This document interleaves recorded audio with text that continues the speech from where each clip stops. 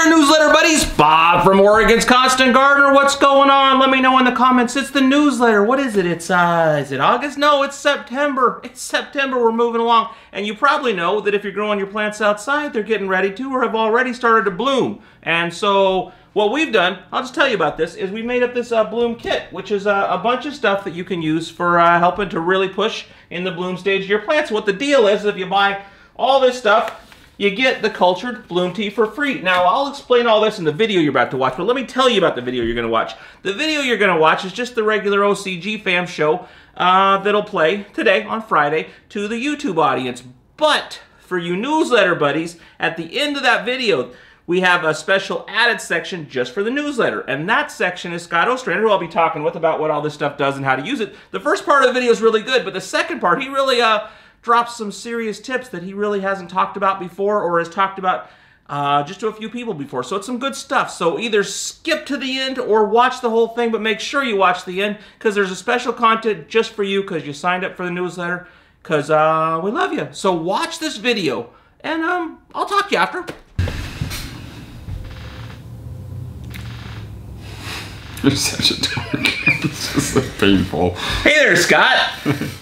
So I wanted to talk to you, we wanted to talk to you about the bloom kit. So we're doing the comprehensive feeding regimen. We've been working on that. We got that all lined out. Is that something you need to? No. All right.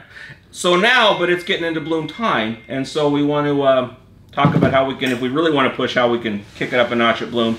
I called you on the phone. You said these are probably basic bloom type things. So I'm hoping we can go through what they are and how they go. So Herculean harvest and the Olympus up that's kind of the key to that's bloom. That is the bloom. So why?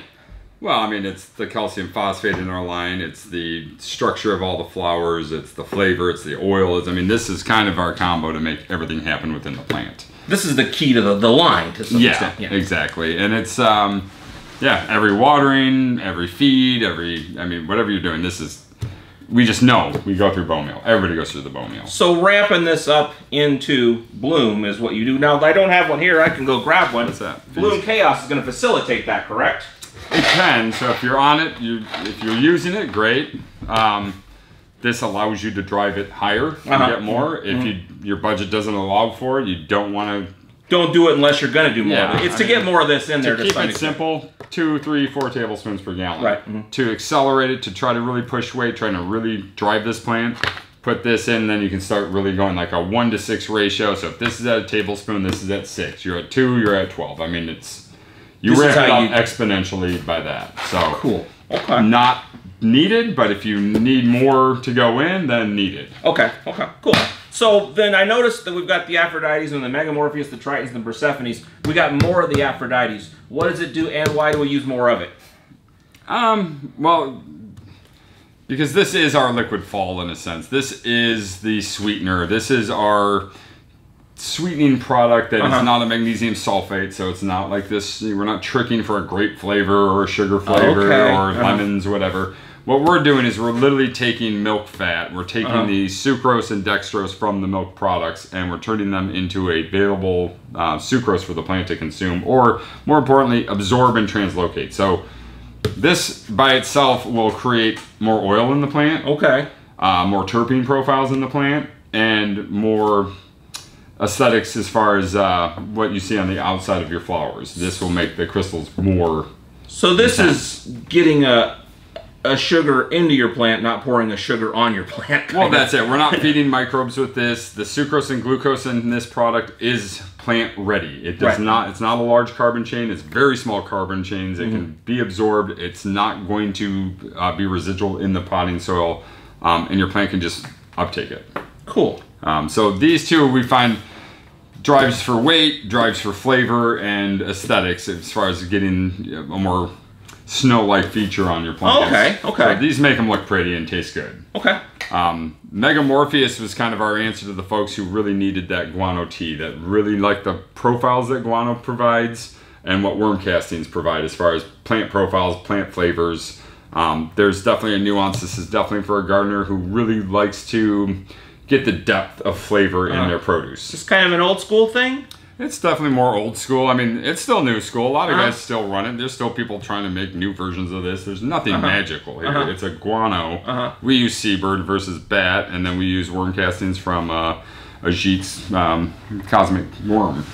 So is the seabird guano better in any way, or are we just not killing bats by doing it? That's our goal. It's I mean, some would argue which guano's better. It's arguable. Yeah, but that wasn't the aim of it. It was to get something ours sustainable. is a moral issue of just not disturbing bat colonies or their lives or their homes to extract for our needs. Where seabird, I mean, they're just an awful animal. They're rats with wings and they shit everywhere. And it's on a rock instead of generally. And this is not someone sneaking into the bat cave and scraping it off the ground. It's punching a hole and it's extraction versus this is collection. That's extraction. And very harmful in the environment. So we choose this one. It's definitely not like the staple. You don't need this to be successful.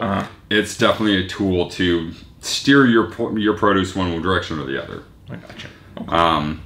Triton's is definitely another enhancement, another addition it's for people who really want to dial in their fruit. Okay. I find this to be the best value mid-flowering to the end. A lot of people start right at the beginning of flowering. It does not hurt to use it all the way through. Okay. But what we find is week 3, 4, you start adding it in, it's going to create more profiles in the plant.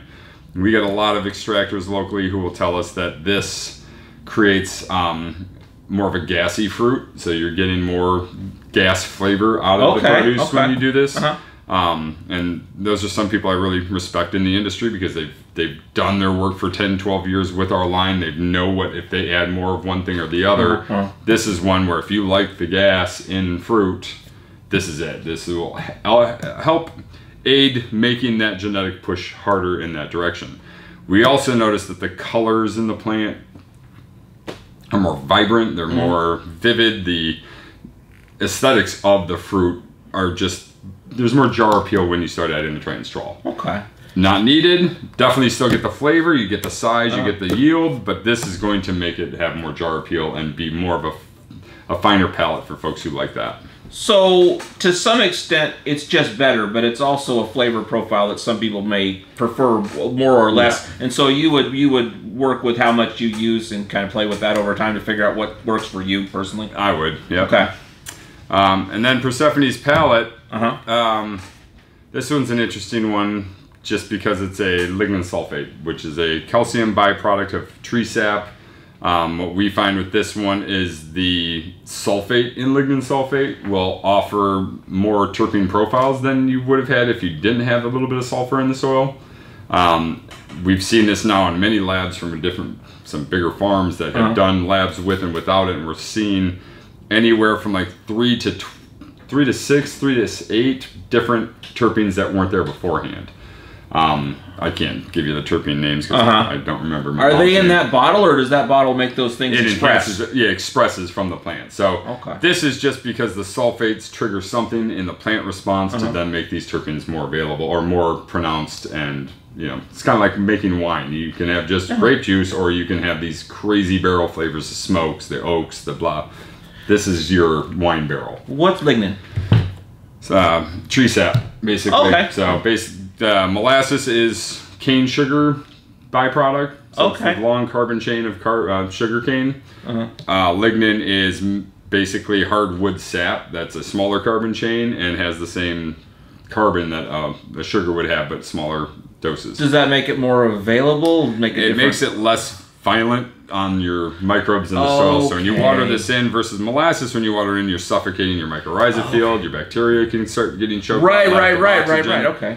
This will be a food source. It doesn't blanket over your mycorrhiza field. It will lay within it. The mycorrhiza can absorb it, and your bacteria have an easier time breaking it down. So to some extent, it's just a better molasses and does what molasses would do, but it is not entirely that. It is more than that. Yeah, I use molasses still in compost teas because it's long. It takes 24 hours to break down. The plant, the microbes will use it more efficiently. This sucks as a tea, well, it doesn't suck as a tea food, but it's not nearly as efficient as a molasses. Because you would think molasses, I can use this instead of that, but no, not so much. That when you're breaking it down over 24 hours, you'd have to keep feeding this. And Aphrodite's is not a compost tea food because it is already broken down. It's already available into its most available form. Okay. So you put it in there, and it's like giving them Jell-O, which is instant food and then gone. Okay. So there's no longevity to this in a compost tea, but it goes directly into the plant for consumption.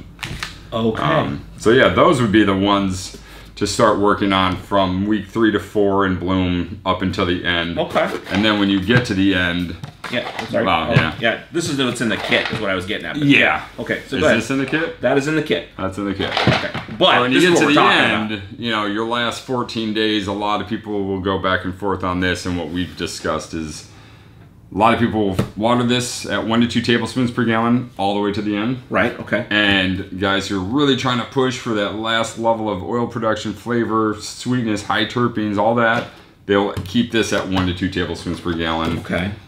Last watering or 2, cut it all out and just water flush with just plain water. So what I would be down to pretty much just this?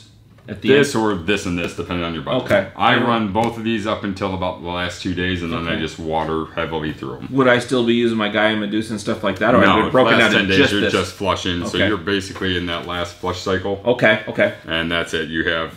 So this is just the flush that's on here, but you would add in the Aphrodites. That's on here. It's on there. Okay. Oh, on the Roman. Yeah. Okay. Yeah. I got you. That's where it's at. But that's what I would do. All right. Get those going. Okay. There you go. Hey there, newsletter buddies.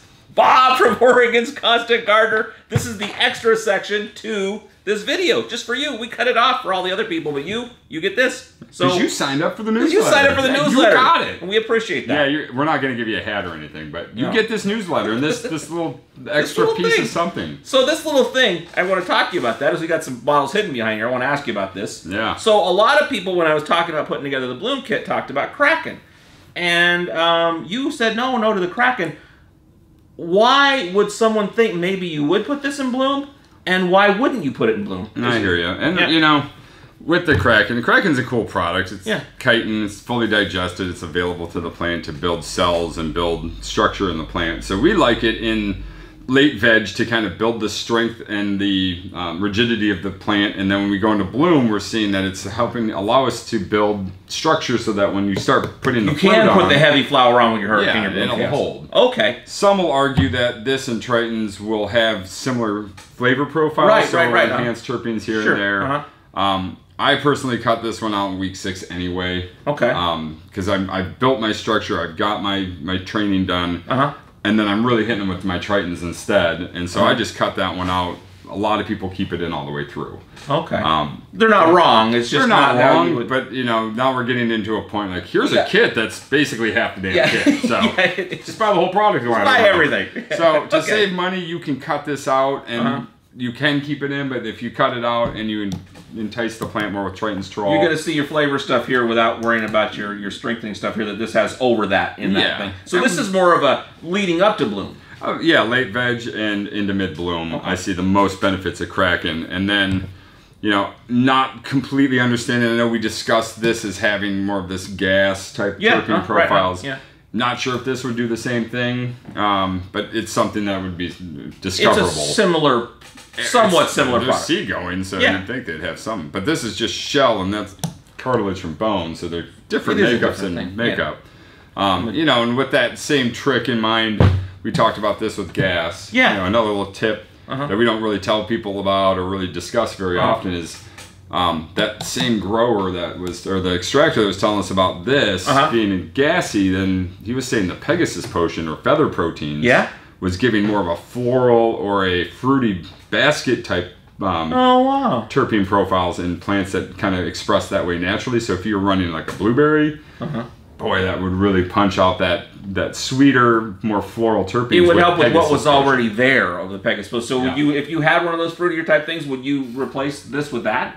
I would, I would take this out and I would only run, you know, 3 to 5 mils per gallon of Pegasus just to get the protein in and get them to express more that way.